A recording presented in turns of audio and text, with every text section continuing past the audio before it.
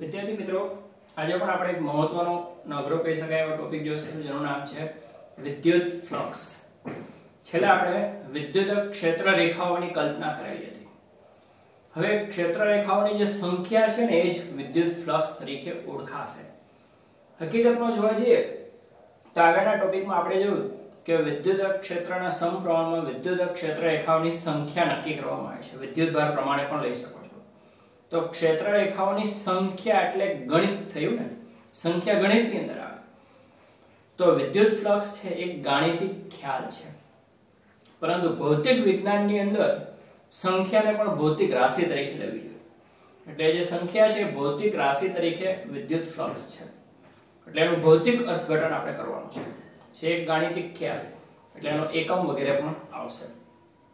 હવે અહીંયા આપણે વિદ્યુત ભારમાંથી નીકળતી ક્ષેત્ર રેખાઓની વાત નથી કરવાની, પણ જે વિદ્યુત ક્ષેત્રમાં જે ક્ષેત્ર રેખાઓ પસાર થાય છે એને લંબ રૂપે કોઈ સપાટી વિચારીએ તો એમાંથી ક્ષેત્ર રેખા કઈ રીતે પસાર થાય એનો ખ્યાલ મેળવવાનો છે.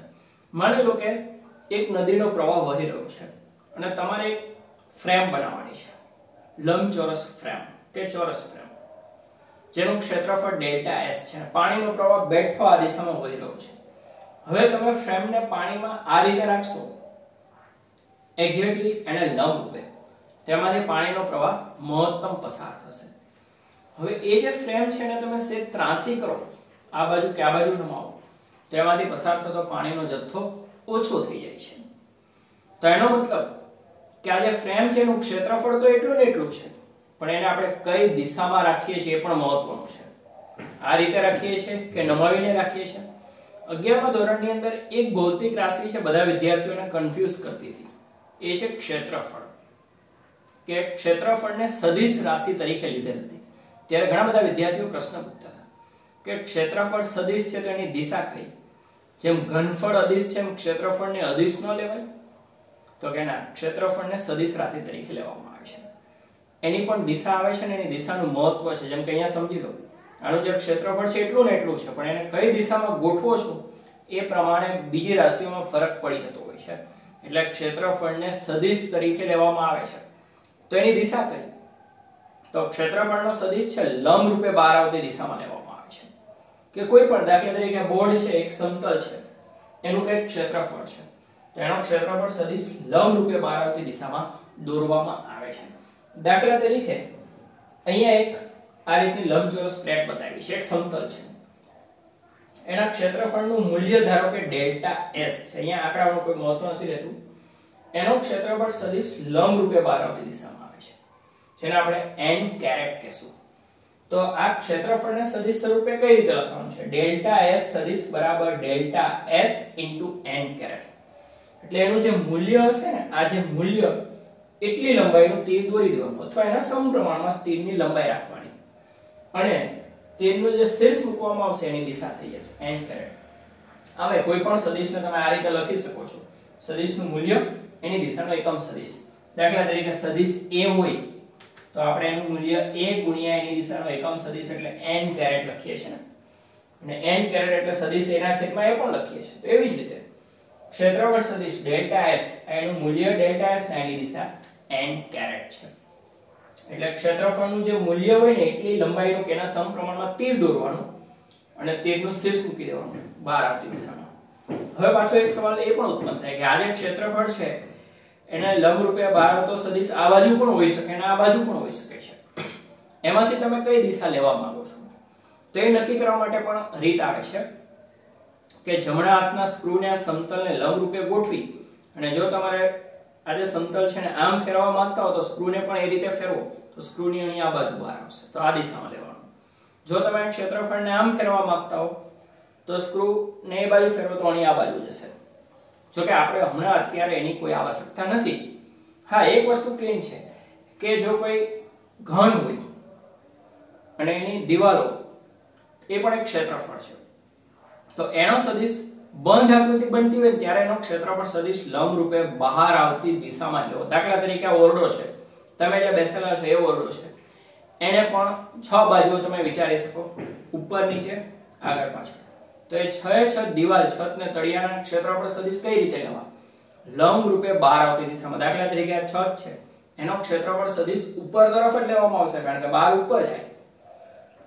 આ તળિયું છે એનો ક્ષેત્રફળ સદિશ લંબરૂપે બહાર આવતી દિશામાં નીચે તરફ આવશે. આ દિવાલનો આ બાજુ બહાર જશે, આ દિવાલનો આ બાજુ બહાર જશે, આ દિવાલનો આ બાજુ બહાર જશે અને પાછળની દિવાલ છે અને પહેલી સાઈડ બહાર જશે. એટલે જ્યારે કોઈ બંધ આકૃતિ બનતી હોય ત્યારે દરેકનો ક્ષેત્રફળ સદિશ બહાર આવતી દિશામાં લેવાનું, નહીં કે અંદર તરફની દિશામાં. અને એકલી દિવાલ હોય તો કન્ફ્યુઝન થાય ને કે આ બાજુ લેવો કે આ બાજુ લેવો. તો ટૂંકમાં ક્ષેત્રફળ સદિશ છે અને એનો સદિશ લંબરૂપે બહાર આવતી દિશામાં લેવામાં આવે છે. હવે માની લો કે અહીંયા એક સમાન વિદ્યુત ક્ષેત્ર છે. સમાન વિદ્યુત ક્ષેત્ર E સમાન છે કારણ કે ક્ષેત્ર રેખાઓની ગીચતા એકસરખી છે અને દિશા પણ એકસરખી. સદિશ સમાન ક્યારે કહેવાય? એનું મૂલ્ય અને દિશા બંને સમાન હોય. અહીંયા જેટલું ક્ષેત્ર છે એટલું જ ક્ષેત્ર અહીંયા છે અને એટલું જ ક્ષેત્ર અહીંયા છે, મૂલ્ય અને દિશા બંનેમાં. હવે આમાં એક લંબચોરસ ફ્રેમ મૂકેલી છે. એનો ક્ષેત્રફળ સદિશ લંબરૂપે બહાર આવતી દિશામાં ડેલ્ટા S સદિશ છે અને ક્ષેત્ર સદિશ E છે. બંનેની દિશા એક જ છે કે આ રીતે ક્ષેત્રરેખાઓ પસાર થાય છે અને આ રીતે ફ્રેમ મૂકેલી છે. તેમાંથી મહત્તમ ક્ષેત્રરેખાઓ પસાર થાય છે ત્યાં ફ્લક્સ કેટલું આવશે? જો દેખેલી વસ્તુ છે કે ક્ષેત્ર જેટલું પ્રબળ હશે એટલી ક્ષેત્રરેખાઓ વધારે હોવાની છે. ક્ષેત્રફળ જેટલું મોટું હશે એટલી ક્ષેત્રરેખાઓ વધારેમાંથી પસાર થશે. એટલે ફ્લક્સમાં બેના સમપ્રમાણમાં છે. એટલે ફ્લક્સ ડેલ્ટા φ બરાબર E * ડેલ્ટા S લઈ લીધું. પરંતુ આ જે લંબરૂપે મૂકેલ છે એના બદલે સે ત્રાસુ કરી દઈએ તો, જેમ કે અહીંયા ત્રિપરિમાણિક દ્રષ્ટિએ તમારે વિચાર કરવાનો રહેશે. સે ત્રાસુ કરવા જાવ તો ક્ષેત્રરેખાઓની સંખ્યા ઘટી જાય છે. દાખલા તરીકે આ ઓરડામાં આખામાં માની લો આ રીતે ક્ષેત્રરેખાઓ પસાર થાય છે અને આ રીતે હું એક સમતલ મૂકું અને લંબરૂપે તો મહત્તમ ક્ષેત્રરેખા પસાર થાય. પણ મને ત્રાસુ કરતો જાવ તો અમુક ક્ષેત્રરેખાઓ ઓછી થઈ જશે, તો એમાંથી ફ્લક્સ ઓછું થઈ જશે. તેની ગણતરી કઈ રીતે કરવી? બે સદિશોનો અદિશ ગુણાકાર. A અને B એક જ દિશામાં હોય તો એનો ગુણાકાર A * B થઈ જાય. પણ A અને B વચ્ચે કંઈક ખૂણો હોય ત્યારે એનો અદિશ ગુણાકાર મેળવતી વખતે, દિશા વગરનો ગુણાકાર કરતી વખતે એક સદિશનો બીજાની દિશાનો ઘટક લેવો પડતો હતો અથવા તો બીજાનો પહેલાની દિશાનો ઘટક લેવો પડતો હતો. સદિશનો કોઈ પણ દિશાનો ઘટક એટલે cos θ આવે. તો ધારો કે ક્ષેત્ર E ને એમ નામ રાખીએ છે પણ ડેલ્ટા S નો E ની દિશાનો ઘટક લઈ લઈએ. અહીંયા ત્રિપરિમાણમાં દર્શાવવાનો પ્રયત્ન કરેલો છે ને એ જ વસ્તુને દ્વિપરિમાણમાં લઈ લીધી છે. દાખલા તરીકે આ રીતે ક્ષેત્રરેખાઓ પસાર થાય છે ને એમાં તમે આ રીતે સમતલ મૂકો છો. ત્રિપરિમાણમાં આખું સમતલ છે પણ સામેથી જોવો તો ખાલી એક રેખા જ દેખાશે. એટલે આખું જે સમતલ છે એને આ રીતે દર્શાવી દીધું. આ એક સમતલ છે, સામેથી જોવો તો સમતલ પણ આ બાજુથી જોવો તો ખાલી એક રેખા જ દેખાશે. એનો ક્ષેત્રફળ સદિશ લંબરૂપે બહાર આવતી દિશામાં ડેલ્ટા S. તો અહીંયા E અને ડેલ્ટા S ની દિશા એક જ છે. એમની વચ્ચેનો ખૂણો θ 0 છે, cos 0 1 છે એટલે E * ડેલ્ટા S છે. પણ અહીંયા સમતલને ત્રાંસુ કરવાથી એનો ક્ષેત્રફળ સદિશ E સાથે કંઈક ખૂણો બનાવે છે. એ ખૂણો ધારો કે θ છે. તો ડેલ્ટા S નો E ની દિશાનો ઘટક એટલે ડેલ્ટા S cos θ થશે અથવા E નો ડેલ્ટા S ની દિશાનો ઘટક તો E cos θ થાય. એક તો એમનું રહેશે અને બીજામાં cos θ આવશે. બે cos θ નથી આવવાના. તો E delta S cos θ. E સદિશ છે, ડેલ્ટા S સદિશ છે ને એમની વચ્ચેનો ખૂણો θ છે. આ બે સદિશોનો અદિશ ગુણાકાર દર્શાવે છે. AB cos θ એટલે સદિશ A.B થાય. તો ફ્લક્સ સદિશ E ડોટ સદિશ ડેલ્ટા S થશે. આ રીતે ફ્લક્સ ને વ્યાખ્યાયિત કરી શકાય. જો આ વસ્તુ આની સાથે મેચ થાય છે કારણ કે આ θ 0 છે cos 0 1 છે. એટલે ફ્લક્સ નું સંપૂર્ણ સૂત્ર આ રીતે થશે ડેલ્ટા φ સદિશ E ડોટ ડેલ્ટા S અથવા તો E ડેલ્ટા S cos θ થશે. તો આ રીતે ફ્લક્સ ને વ્યાખ્યાયિત કરવામાં આવે છે. પણ અહીંયા ખાસ આ ક્ષેત્રફળનું આવે ને ત્યારે ખૂણામાં તમને કન્ફ્યુઝન થઈ શકે છે. માની લો કે આ ક્ષેત્ર રેખાઓ આ સદિશ E છે અને આ સમતલ છે. તો સમતલ ક્ષેત્ર રેખાઓને લંબરૂપે મૂકેલું છે પણ એનો ક્ષેત્રફળ સદિશ એને સમાંતર છે. એટલે આપણે E અને ડેલ્ટા S વચ્ચેનો ખૂણો જોવાનો છે, નહીં કે E અને સમતલ વચ્ચેનો ખૂણો. ઘણી વખત ખાસ કરીને એન્ટ્રન્સ એક્ઝામમાં MCQ માં તમને કન્ફ્યુઝ કરવા માટે એવું કહી દઈએ કે આ જે સમતલ છે ને ક્ષેત્ર રેખા સાથે 30 નો ખૂણો બનાવે છે. જો સમતલ ક્ષેત્ર રેખા સાથે 30 નો ખૂણો બનાવતો હોય તો એનો ક્ષેત્રફળ સદિશ 90 - 30 એટલે 60 નો ખૂણો બનાવે. અત્યારે સમતલ છે આ ક્ષેત્ર સાથે 90 નો ખૂણો બનાવે છે, જ્યારે એનો ક્ષેત્રફળ સદિશ 0 ખૂણો બનાવે છે, સમાંતર છે. એટલે આપણે E અને ડેલ્ટા S વચ્ચેનો ખૂણો જોવાનો. ભૂલથી ક્યારેક ક્ષેત્ર અને સમતલ વચ્ચેનો ખૂણો આપેલો હોય તેને 90 માંથી બાદ કરી દેવાનો એટલે ડેલ્ટા S ને E વચ્ચેનો ખૂણો થશે ને એ જ આપણો θ થશે. આ ખાસ યાદ રાખવાનું. હવે શું અહીંયા ફ્લક્સના તમામ વિચારો આવી ગયા છે? બિલકુલ નહીં. એક સમાન વિદ્યુત ક્ષેત્ર છે અને એક સમતલ મૂકેલું સમતલ પૃષ્ઠ છે, એના માટેનું ફ્લક્સ થયું. ઘણી વખત ખૂબ મોટું પૃષ્ઠ મૂકેલું હોય, અસમાન ક્ષેત્ર હોય, બધી જગ્યાએ ક્ષેત્ર સમાન ન પણ હોય, ત્યારે શું કરવામાં આવે? દાખલા તરીકે આવું એક વાંકું ચૂકું પૃષ્ઠ છે, બધી જગ્યાએ ક્ષેત્ર સમાન નથી, તો શું કરવું? તો સમગ્ર પૃષ્ઠનું સૂક્ષ્મ ખંડોમાં વિભાજન કરી દેવાનું. એટલા સૂક્ષ્મ ખંડો લેવાના કે ટુકડા પૂરતું ક્ષેત્ર અચળ રાખી શકાય. એક વખત E અચળ આવી ગયો ને ટુકડાનો ક્ષેત્રફળ સદિશ બેનો ડોટ ગુણાકાર કરો એટલે ટુકડા પૂરતું ફ્લક્સ મળી જશે. હા, આવું વાંકાચૂકું હોય કોઈ તાના ક્ષેત્રફળ સદિશમાં શું થાય? આમાં કઈ રીતે લંબરૂપે લેવું? તો નાના નાના ટુકડા લેવામાં આવશે. એટલા નાના ટુકડા લેશો કે ટુકડો પોતે એક સમતલ બની જશે, તો એનો ક્ષેત્રફળ સદિશ લંબરૂપે સહેલાઈથી તમે લઈ શકશો. એટલે અસમાન ક્ષેત્ર હોય, ખાંચા ખૂંચી વાળું પૃષ્ઠ મૂકેલું હોય, તેનું નાના નાના ટુકડાઓમાં વિભાજન કરી દેવાનું.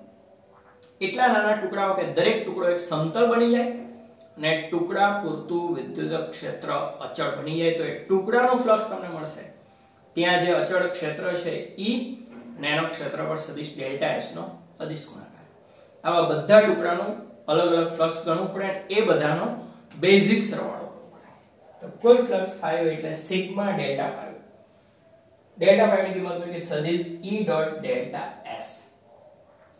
જ્યાં સિગ્મા ક્યાંથી ક્યાં સુધી? તો સમગ્ર પૃષ્ઠ પર, એટલે એ લખવાની જરૂર નથી. સમગ્ર પૃષ્ઠ, ઓલ એરિયા એલિમેન્ટ્સ એવું લખી શકો અથવા કઈ નહીં લખો તો ચાલશે. હવે જો આ ટુકડાને એકદમ શૂન્યવત નાનો લેવામાં આવે એટલે કે limit of delta S tends to 0 લેવામાં આવે તો વિદ્યાર્થી મિત્રો આ જે સાદો સરવાળો છે શેમાં પરિણમશે? સંકલનમાં. તો ફ્લક્સ 5 બરાબર સંકલન, અને જેવું સંકલન થાય કે શૂન્યવત થાય એટલે ડેલ્ટા ઓગળીને d બની જાય, સદિશ E ડોટ ds થશે. સંકલન સમગ્ર પૃષ્ઠ પર s લખી દઈએ છે. આ વ્યાપક સૂત્ર છે. અસમાન ક્ષેત્ર હોય, પૃષ્ઠ છે વાંકું ચૂકું હોય, બધાને લાગુ પડશે. જો સમાન ક્ષેત્ર હોય, સમતલ પૃષ્ઠ હોય તો આ સૂત્ર રહેશે. એમાંય એ સમતલ પૃષ્ઠ ક્ષેત્રને લંબ રૂપે હોય તો E અને ડેલ્ટા S વચ્ચેનો ખૂણો 0 થશે. cos 0 તો આ સૂત્ર આવશે. એટલે આ એકદમ વ્યાપક સૂત્ર કહેવાય. હવે આપણે નવી ભૌતિક રાશિ આવી, વિદ્યુત ફ્લક્સ. ફ્લક્સ ક્ષેત્ર રેખાની સંખ્યા જ છે, એટલે ફ્લક્સ એક ગાણિતિક ખ્યાલ છે, પણ આપણે અહીંયા એનું ભૌતિક અર્થઘટન કરીશું. ભૌતિક વિજ્ઞાનની અંદર સંખ્યા નહીં, ભૌતિક રાશિ જોઈએ. પછી ભલે ભૌતિક રાશિનું મૂલ્ય એક સંખ્યા જ આવતી હોય, તો ફ્લક્સ ક્ષેત્ર રેખાની સંખ્યા પરથી આપણે વિદ્યુત ફ્લક્સ નામની ભૌતિક રાશિ બનાવી છે. ભૌતિક રાશિ અદિશ છે, કારણ કે બે સદિશોનો અદિશ ગુણાકાર એટલે દિશાની કોઈ ઝંઝટ નથી. અમે સંખ્યા છે એટલે મૂલ્ય જ મહત્વનું છે. હા, પણ એ સંખ્યા અહીંયા ઋણમાં પણ આવી શકે છે. દાખલા તરીકે આ રીતે ક્ષેત્ર જાય છે, આ સમતલ મૂકેલું છે અને એનો ક્ષેત્રફળ સદિશ, તો અહીંયા θ 0 છે, પણ આમ કરી દો તો θ 180 થઈ જશે. cos 180 -1 આવશે. એટલે ફ્લક્સ ઋણ પણ આવી શકે, ફ્લક્સ ધન પણ હોઈ શકે, ફ્લક્સ ઋણ પણ હોઈ શકે. અને માની લો કે આ સમતલ ને એનો ક્ષેત્રફળ સદિશ ને આ ક્ષેત્ર રેખા આમ મૂકી દે તો સમતલ ક્ષેત્રને સમાંતર છે પણ એનો ક્ષેત્રફળ સદિશ ક્ષેત્રને લંબ રૂપે છે. θ 90 cos 90 0 થશે, ફ્લક્સ 0 થઈ જશે. કારણ કે આ રીતે હોય તો ક્ષેત્રરેખા પસાર થશે, આ રીતે હોય તો એને લંબ રૂપે કોઈ ક્ષેત્રરેખા પસાર થતી નથી, બાજુમાં જ નીકળી જાય છે, ફ્લક્સ 0 આવશે. તો ફ્લક્સ ધન પણ હોઈ શકે, ઋણ પણ હોઈ શકે અને શૂન્ય પણ હોઈ શકે છે. ફ્લક્સ અદિશ રાશિ છે એટલે એની કોઈ દિશા નહીં આવે, પણ ભૌતિક રાશિ છે એટલે એકમ જરૂર આવશે. તો ફ્લક્સનો એકમ શું થાય? ક્ષેત્ર ગુણ્યા ક્ષેત્રફળ. ક્ષેત્રનો એકમ ન્યૂટન પ્રતિ કુલમ્બ, ક્ષેત્રફળનો મીટર સ્ક્વેર છે. તો ફ્લક્સનો એકમ આવશે ન્યૂટન મીટર સ્ક્વેર પ્રતિ કુલમ્બ થશે. પારિમાણિક સૂત્ર, વિદ્યુત ફ્લક્સનું પારિમાણિક સૂત્ર શું થશે? ન્યૂટન છે એટલે m1 l1 t - 2, પણ બીજો મીટર સ્ક્વેર છે એટલે l3 જ કરી છે ને, તો m1 l3 t - 2 થયું, પણ છેદમાં કુલમ્બ છે t1 a1, તો શું થઈ જાય? t - 3 અને a-1 થશે. તો જે આગળ ચુંબકીય ફ્લક્સ પણ આવવાનું છે. વિદ્યુત ફ્લક્સનો એકમ શું થશે? ન્યૂટન મીટર સ્ક્વેર પ્રતિ કુલમ. પારિમાણિક સૂત્ર m1 L3 T-3 a-1. તો આ રીતે વિદ્યુત ફ્લક્સ થશે. તો ફરી એક વખત વિદ્યુત ફ્લક્સ. પહેલા તો ક્ષેત્રફળનો ખ્યાલ જોઈએ. ક્ષેત્રફળ સદિશ રાશિ છે. એનો સદિશ લંબ રૂપે બહાર આવતી દિશામાં લેવામાં આવે છે. ક્ષેત્રફળના મૂલ્યના સમપ્રમાણમાં તીરની લંબાઈ રાખવામાં આવે અને તીરનું શીર્ષ લંબ રૂપે બહાર આવતી દિશા, કાં તો આ બાજુ કાં તો આ બાજુ. જ્યારે ક્ષેત્રફળ એક બંધ આકૃતિનો ભાગ હોય ત્યારે એનો ક્ષેત્રફળ સદિશ, દાખલા તરીકે આ દિવાલ છે, આ રીતે બંધ બને છે, આ બાજુ ઓરડો છે અને આ દિવાલ છે, તો એનો ક્ષેત્રફળ સદિશ આ બાજુ નહીં પણ આ બાજુ જ લેવાનો, બહાર આવતી દિશા. તો ક્ષેત્રફળ સદિશને આ રીતે દર્શાવી શકાય. સદિશ ડેલ્ટા s એટલે ડેલ્ટા s * n કેરેટ. આ એનું મૂલ્ય છે અને આ એની દિશા લંબરૂપે છે. હવે આકૃતિમાં એક સમાન વિદ્યુત ક્ષેત્ર છે સદિશ E. એમાં એક સમતલ પૃષ્ઠ મૂકેલું છે, ક્ષેત્ર રેખાઓને લંબ રૂપે મૂકેલું છે, એટલે એનો ક્ષેત્રફળ સદિશ ક્ષેત્રની દિશામાં થઈ જાય છે. એટલે મહત્તમ ક્ષેત્ર રેખામાંથી પસાર થાય એટલે ફ્લક્સ મહત્તમ આવે, ખાલી E * ડેલ્ટા s જ કરી દેવાનું. પણ જો આ જે લંબ રૂપે છે ને ત્રાંસો કરવા જાવ તો એનો ક્ષેત્રફળ સદિશ ત્રાંસો થશે. તો એ ડેલ્ટા s E સાથે θ ખૂણો બનાવશે. ક્ષેત્રરેખાની સંખ્યા ઘટી જશે તો ડેલ્ટા s નો E ની દિશાનો ઘટક પણ ઘટી જશે. કેટલો આવશે? Delta s cos θ. તો હવે ફ્લક્સ કેટલો આવશે? E delta s cos θ. E નું મૂલ્ય ડેલ્ટા s નો E ની દિશાનો ઘટક, અથવા એનાથી ઉલટું પણ ચાલે. E સદિશ છે, ડેલ્ટા s સદિશ છે અને એમની વચ્ચેનો ખૂણો θ છે. તો ફ્લક્સ કેટલું થશે? સદિશ E ડોટ ડેલ્ટા s. તો આમ ફ્લક્સ બે સદિશોનો અદિશ ગુણાકાર છે એટલે ફ્લક્સ અદિશ રાશિ છે, પરંતુ એમાં cos θ આવે છે. એટલે ફ્લક્સ ધન પણ હોઈ શકે, ઋણ પણ હોઈ શકે અને શૂન્ય પણ હોઈ શકે. જો θ છે 0 થી લઈને 90 સુધી હશે, 90 નથી લેતા, 0 કે તેથી મોટો અને 90 થી નાનો, ફ્લક્સ ધન આવશે. θ 90 હશે, ફ્લક્સ 0 આવશે. θ 90 થી મોટો, 180 કે તેથી નાનો, ફ્લક્સ ઋણ આવશે. cos વિધેય ઉપર આધાર રાખે છે. હવે અસમાન ક્ષેત્ર હોય અને સમતલ પૃષ્ઠ ન હોય તો શું કરવું? પૃષ્ઠનું સૂક્ષ્મ ખંડોમાં વિભાજન કરી દો. એટલા સૂક્ષ્મ ખંડો કે ખંડ પોતે એક સમતલ બની જાય અને એટલા ખંડ પૂરતું ક્ષેત્રને અચળ રાખી શકાય. તો જે તે ખંડનું ફ્લક્સ આવી રીતે મેળવી શકાય. બધા ખંડોના ફ્લક્સનો બેઝિક સરવાળો કરો એટલે કુલ ફ્લક્સ મળશે. સદિશ E ડોટ ડેલ્ટા s. અને ખંડને એકદમ શૂન્યવત નાના લેવા જશો, limit delta s tends to 0, તો આ જે સાદો સિગ્મા સરવાળો છે, અમુક નિશ્ચિત પદોનો સરવાળો એ અસંખ્ય સૂક્ષ્મ પદોનો સરવાળો સંકલનમાં પરિણમશે. ડેલ્ટાનું d થઈ જશે. સંકલન સમગ્ર પૃષ્ઠ પર છે. તો આ એકદમ વ્યાપક સૂત્ર છે. અસમાન ક્ષેત્ર હોય, વક્ર પૃષ્ઠ બધાને લાગુ પડશે. સમાન ક્ષેત્ર હોય અને સમતલ પૃષ્ઠ હોય તો આ સૂત્ર છે. એમાં પૃષ્ઠ ક્ષેત્રને લંબ રૂપે ગોઠવેલું હોય તો આવે સરળ સૂત્ર હશે. ફ્લક્સનો એકમ ન્યૂટન મીટર સ્ક્વેર પ્રતિ કુલમ છે.